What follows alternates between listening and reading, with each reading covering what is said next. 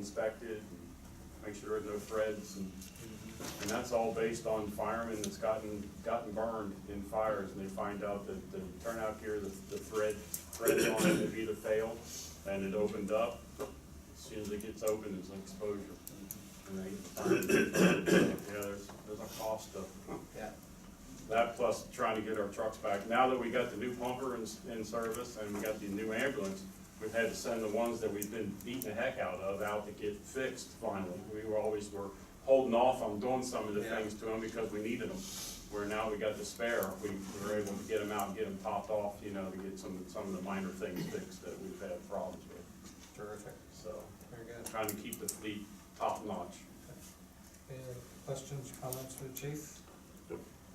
Sheriff's Department update, Tori. Good morning, everyone. I've got a lot of little things, nothing outrageous or alarming, nothing crucial, but statistically, we're maintaining 1,000 calls plus per service each month, and we're adding on 600 to 700 incidents of self-initiated activity, stuff like that.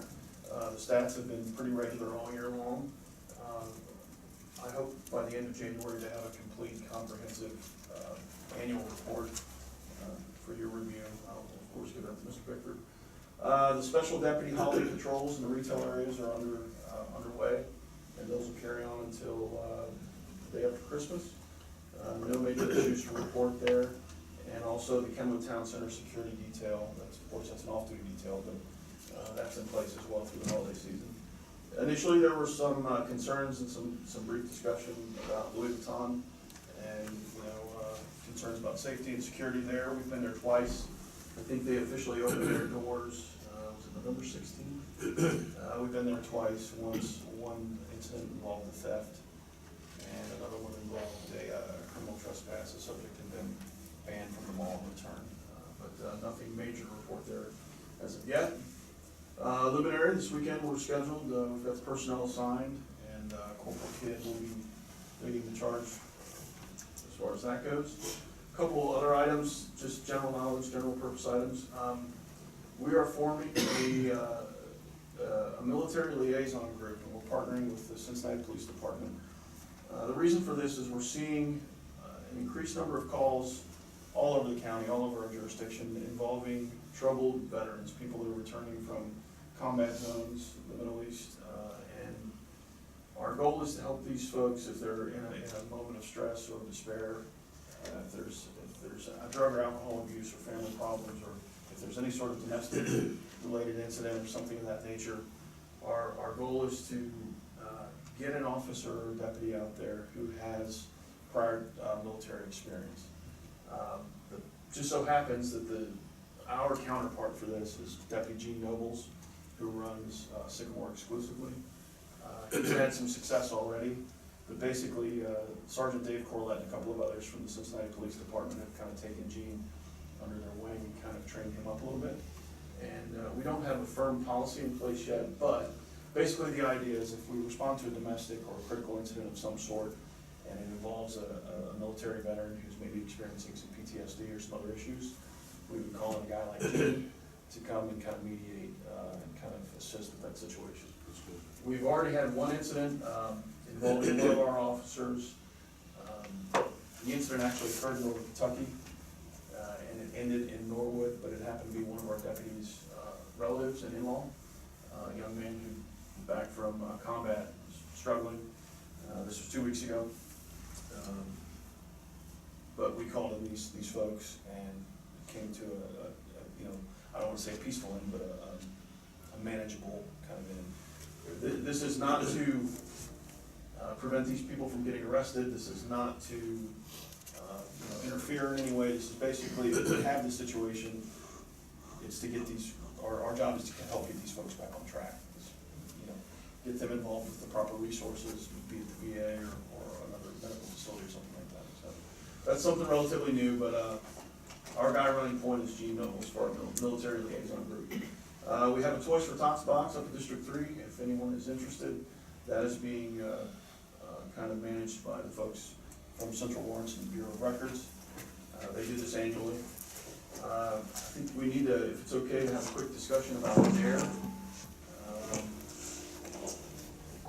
only school apparently in the county that's participating in dare anymore is All St. Saints. Oh, St. And Vincent? St. Vincent, I'm sorry. Yeah, too. Our dare instructor, Sergeant Jay Schmidt, is going to go out on medical leave. He is scheduled for surgery this Friday, and he'll be off until the end of January, and then when he comes back, he's going straight into retirement. Dare is kind of fallen by the wayside, and the bottom line is no one's doing dare anymore. So I know you've got some thoughts, opinion. Greg, do you want to jump in? Well, if you want to continue the program, you need to get someone certified to do it, and that would be at our expense, since the sheriff's office no longer has that ability. Do we have is any other counties doing it? I'm sorry? Any other counties doing it, like? Not to my knowledge. I can verify that. What's the certification cost? I don't know. And I don't know, to that point, Mr. Weedham, I don't even know if this training exists anymore. Like I said, law enforcement is generally getting away from it completely. We can look into it further. You know, we're here to solicit your opinions and thoughts on the matter. I mean, I always thought it was a good program. You gotta engage the kids. The younger you Certainly. engage the kids, the better off you are. And to abandon a program like that is probably, I don't think it's such a great idea. I mean, if we could find out what it costs to either get somebody certified who'd be interested in getting certified, or find somebody who's already certified and just contract with them to do the classes. I know it's been very well received by both St. Vincent and All Saints, and like I said, I mean, you have to engage these kids at a young age to get the maximum understanding of what they're facing with drugs and these kind of things. So, I mean, I'm all for the program. I thought both schools did a great job with it, and so if we can find, if there's a way of either certifying somebody who might be interested in getting certified, or finding somebody who is certified just to run the classes, I mean, I think that'd be great. So, Let me revisit this with the chain of command and I'll report back to Mr. Bickford. perfect. That's right, we'll find out. Yeah. And then lastly, on a personal note, thank you very much for your support and understanding. With Sergeant A.J. Whittick, his wife passed away on November 11th, at age 37, very unexpectedly. This was a morale killer. Our guys in District 3 have taken this very, very hard. Beth Whittick had no personal history, no family history. AJ has 4 kids, 4 daughters under the age of 10. He's gonna be out for an extended period of time. But this is unprecedented for us. We've had retired deputies Yeah. who are up in years past and things of that nature, but this one really hit us pretty hard. How's So, he doing? good days and bad days. He's 37. 37 years old. You know, is there a support group around him, the relatives and family, are they here? He lives on the west side of town. His kids go to St. Jude, and there's been tremendous support from that community. There's a foundation at Fifth Third, Beth Whittick Foundation. He's got a ton of support. It's just now learning how to carry on with 4 small kids, questioning, his status with us, and when does he come back to work. What kind of work schedule can he Exactly. maintain Exactly. for him? But we thank you for your support, because this one came out of nowhere, and it was pretty devastating, so thanks to all. That's all I have. Okay. Follow-up question on DARE. Yes, sir. When did the other schools stop having that as part of their program curriculum? I don't know that, Mr. Ford. I've never been involved with the DARE program. Okay. Once upon a time, we had several DARE instructors throughout the sheriff's office, and gradually over time, we have been in schools all over the county, not just in our townships. Over time, again, Jennifer Beer, for instance, had several programs going in addition to DARE. That's something I can find out, but it's just something that's seemed to kind of dwindle down over the past several years, I know that 5-10 years. in the 8 years that I've been on the board, St. Vincent and All Saints have been the only schools So for the doing. past 8 years, It's been at least 8 years since any other school besides those 2 has been involved. Okay. Yeah, if you could find out, I'd be curious as to what other schools used to have. Yeah. Thanks. Parks and Recreation, Mr. McEwen. Welcome back, Mike. Yes. Thank you. Gotta watch out for those floors at Target. Luminaria is Saturday, everything's all set. Corey, he's said the police are all set, and Rob, you'll bring Santa and Mrs. Claus in, 6 to 8. Hopefully the weather will cooperate.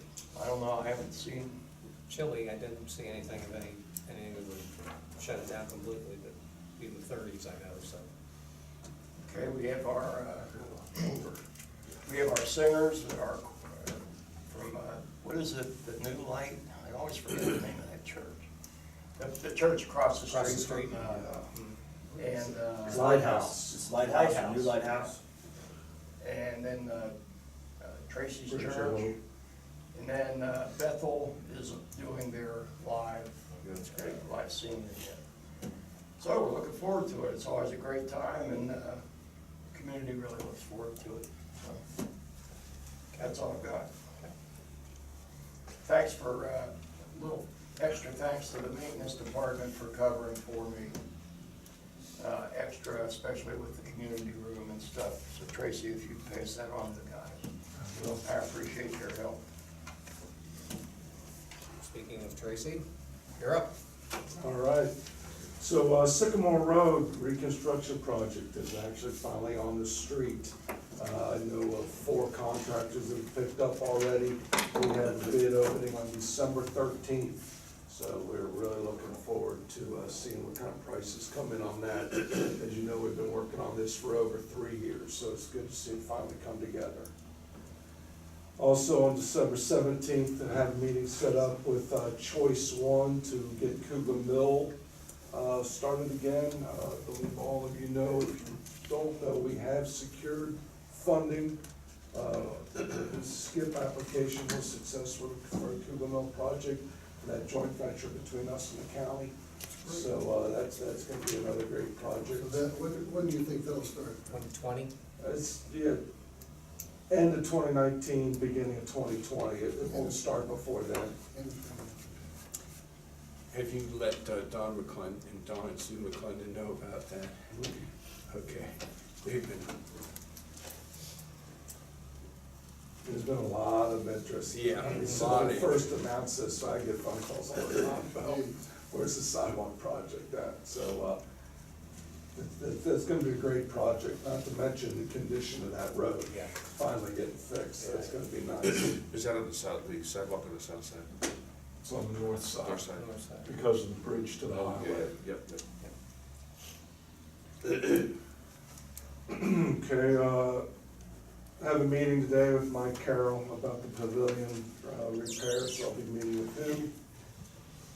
We're also setting up a pre-con meeting with contractors for the fiber project. We've had one person that hasn't been able to, we haven't been able to coincide our schedules with yet, so we're hoping that we can have that meeting within the next 2 weeks.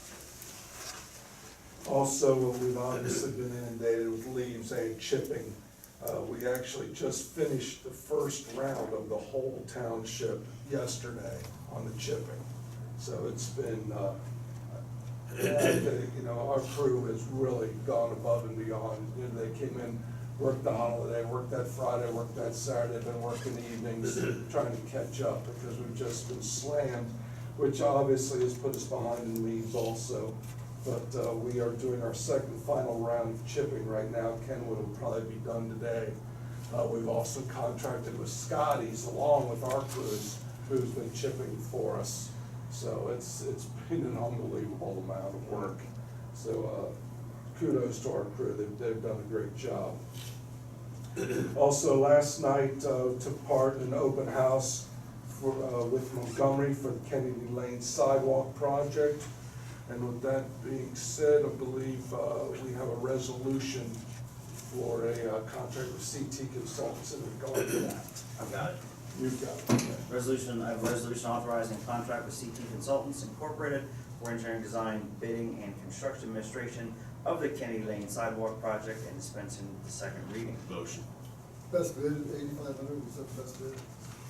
Well, we don't. We need second, It's I'll not- second for discussion purposes. Okay. It's not bid, this is engineering, not construction. See, So, with engineering, you don't bid it out? no, you do RFQs, Okay. and CT is also Montgomery's engineer, so it made sense for them to do it. This is a 50-50 split between us and Montgomery, both in engineering and construction. So far, the preliminary engineering has been done. That's what the charts and everything were set up for last night to present to the public. Now, Montgomery paid for all of that, but this is for detailed engineering now, is what this contract is for. Okay, we have a motion, oh, yeah. You want to Ready? read it? We have a motion and a second. Any other discussion? Mr. Porter? Mr. LaBarbera, Aye. Mr. Weedman, Aye. Mr. Connor. Aye.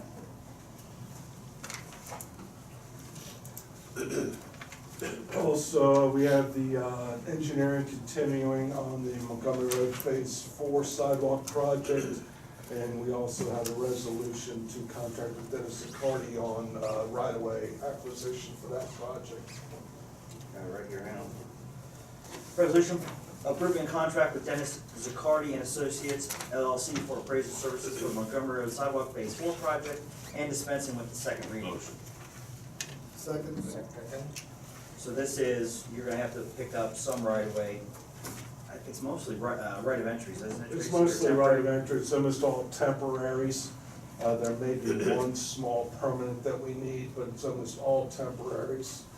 And this goes through ODOT. This is a grant, a federal grant that we've got for this project. So this is all down ODOT guidelines. Very stringent on how you do this. So we can't just go out and pick up our own right of entries like we do on our local projects. This is just like Sycamore Road was. We had to hire a firm to go out, appraise, negotiate, offer, and close. So that's what this, and there's actually really only two main parcels, and that's being Seasons and Mercedes. Okay. We have a motion and a second. Any further discussion? Mr. Porter? Mr. LaBarbera, Aye. Mr. Weedman, Aye. Mr. Connor. Aye. One last thing, if any of you have been down Silver Crescent Garden, you can see that the sidewalks have been installed. They did a great job on that. I have a, Excellent. I received an email from a resident who said, my 36 years of nagging has finally paid off. Very, very happy. Yeah, that's good. They did a great job. And Deer Park has even talked to us, and we hooked them up with the contract, and they've contracted with them to do the last 2 yards from where we left off the time into Orchard Lane. Okay, from Marview up to Orchard? From Marview, well, we went past Marview, yeah. Above So Marview. those will all be tied together. Very good. Couple questions for Tracy. Would you mind doing them offline? One is So we relevant, one's relevant for everybody. You can ask a question, we can ask this what we're talking about. If it's pertaining to This is this. pertaining to this. Does it pertain to this? Maintenance and roads? No, the topics that we just covered. I mean, if we're bringing up new topics that weren't in Tracy's report, I think it'd be better if you brought those to him offline. I've tried. He's told me to bring them up today. You tried, you called me this morning, I said I just received, and And we'll last. talk today. And last week. I'm just wondering what the status is of the projects on Fields Erdel. I was told it would be around December. And the TID meeting was canceled, so that's why I'm bringing it up here. If it's a problem for you, the Fields Erdel corridor and all the residents up there and their concerns, I'll bring it up offline. Yeah, I mean, I don't That's know fine, I anything in the understand. report, but I understand, we're not important. Very good. Mr. Important, please, that's uncalled for. Exactly. That was totally uncalled for. All we're saying is that we have an agenda which we follow, and if there are other subjects that are off the agenda, we ask that you bring them up offline, and if they need to be discussed by the group, they'll be put on the agenda. To say that you're not important, We would have already been done. you're. Anything else, Tracy? Yes, sir. Okay. Year-end resolutions, Mr. Beckford. Okay, I've got a whole slew of these. These are housekeeping year-end resolutions. I will read them by title, then explain to you what they are, and then you can take a motion on them. First one is a resolution retaining R. Douglas Miller as the Township Law Director and the law firm of Donald and Donald Miller as legal counsel and dispensing with the second reading. Motion. Second. Okay, this is obviously to employ the firm as Donald and Donald Miller.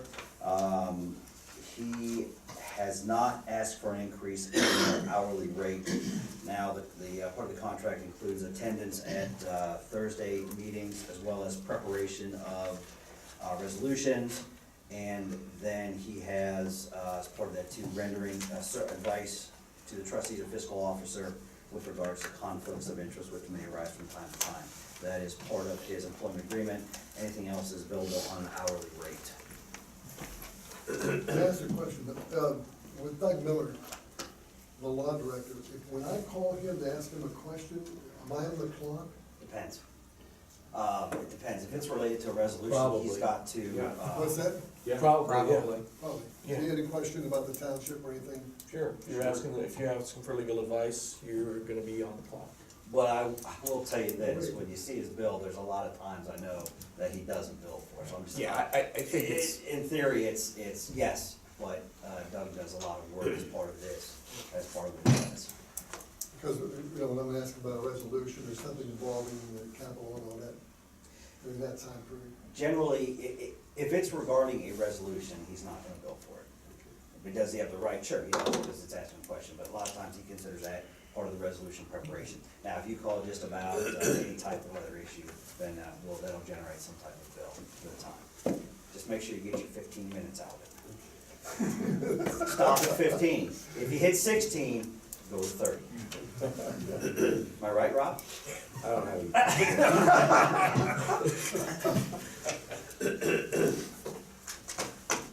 Any further discussion on the resolution? Mr. Porter? Mr. LaBarbera? Aye. Mr. Weedman? Aye. Mr. Con? Aye. The second one I have is a resolution approving a contract for a third-party administrator and a health reimbursement arrangement plan and dispensing with the second reading. Motion. Second. Second. Barbara? So with this instance, we are self-insured. The third-party administrator is the one that administers our claims, that way we don't do it here. So in this case, it's UMR. So this is the contract for UMR. Since we are self-insured, we are not a fully insured organization because it's a better financial